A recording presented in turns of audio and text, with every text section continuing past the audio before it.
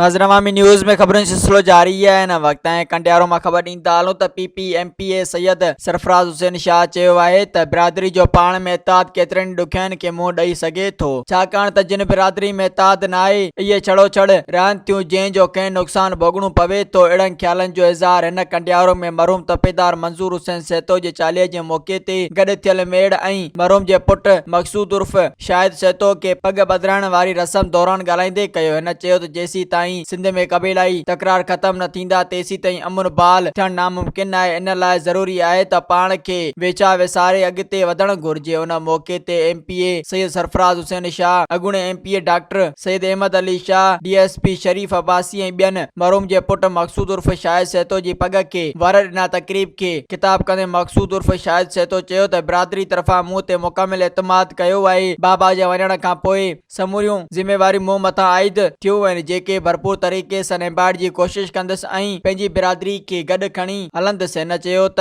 असां हमेशह बिरादरी जे माण्हुनि लाइ कमु कयो आहे ऐं अॻिते बि संदन मदद कंदा रहंदासीं। मज़ीद खबरों और तफसीलात के लिए विजिट करें हमारी वेबसाइट www.awamiNewsHD.com।